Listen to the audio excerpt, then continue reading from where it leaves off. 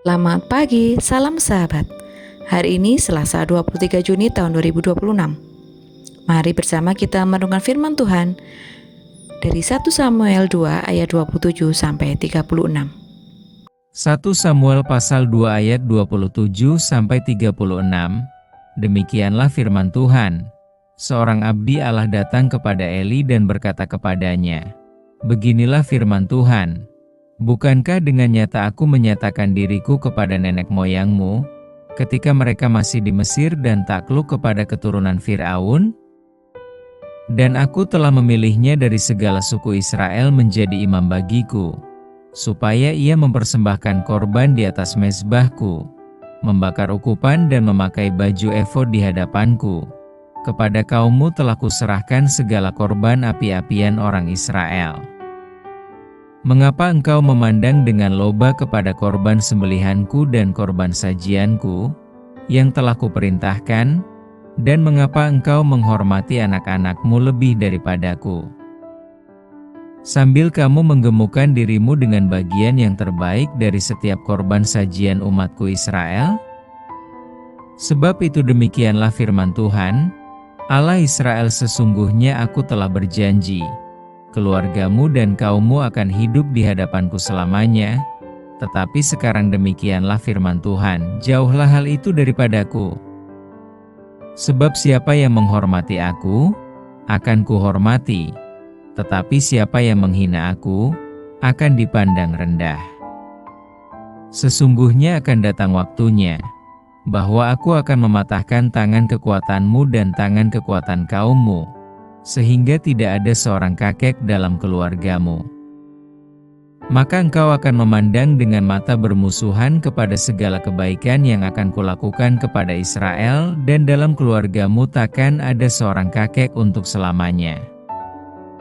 Tetapi seorang daripadamu yang tidak kulenyapkan dari lingkungan mezbahku akan membuat matamu rusak dan jiwamu merana. Segala tambahan keluargamu akan mati oleh pedang lawan.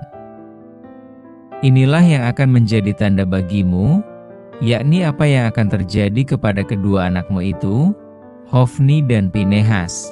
Pada hari yang sama keduanya akan mati.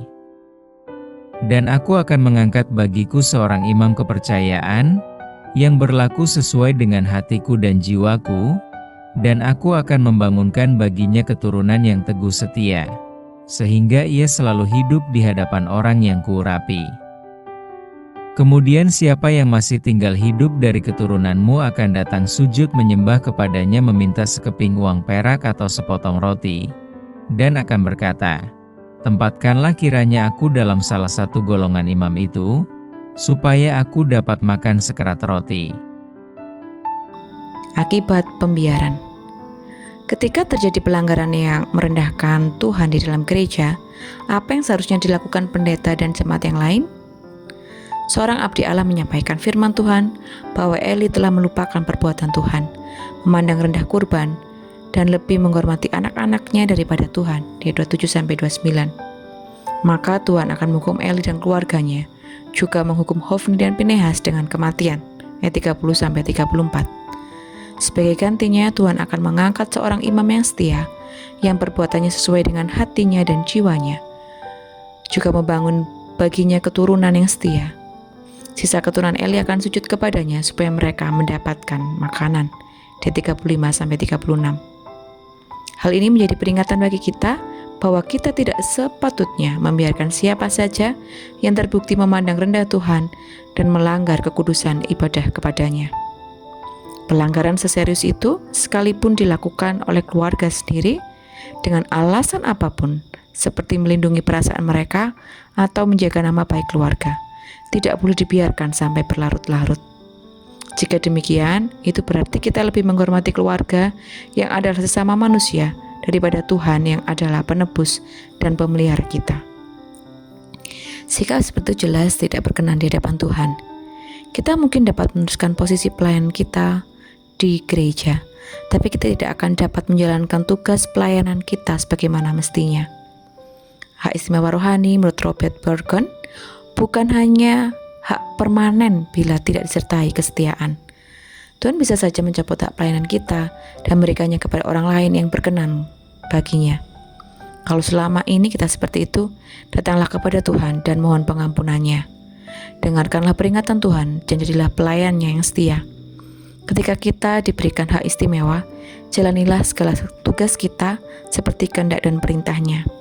Ketika terjadi pelanggaran, bangkitlah, tegurlah yang melanggar dan cegahlah yang melayani bersama kita dari pelanggaran yang serupa. Mari bersama kita berdoa. Bapa yang penuh kasih, mampukan kami Tuhan untuk boleh menyadari segala sikap kami yang kurang tepat saat kami melayani. Mampukan kami dengan cara kami berpakaian, bertindak tanduk, perkataan kami dan pikiran kami boleh menunjukkan kesetiaan kami dalam melayani-Mu. Mampukan kami Tuhan, ketika kami melayani, kami melakukan itu tulus hanya untuk menunjukkan dan memuliakan nama-Mu, sehingga kehendak-Mu dan perintah-Mu boleh kami lakukan. Bapa, mampukan kami jika kami melanggar, dengan rendah hati kami boleh mengakuinya. Mampukan juga kami boleh mengingatkan sesama kami ketika mereka melakukan pelanggaran. Mampukan kami Tuhan untuk boleh mengingatkannya dengan bijaksana. Dua mata dulu, kemudian dalam perkumpulan. Mampukan kami Tuhan untuk boleh tegas, supaya kemuliaan-Mu saja yang dinyatakan. Kami rindu Tuhan, Engkau selalu memampukan kami menjadi anak-anak-Mu yang setia, dimanapun kami ditempatkan. Di dalam nama Tuhan Yesus kami berdoa dan bersyukur. Haleluya. Amin. Selamat beraktivitas, selamat menjadi pejuang kesetiaan di dalam Tuhan. Tuhan Yesus memberkati.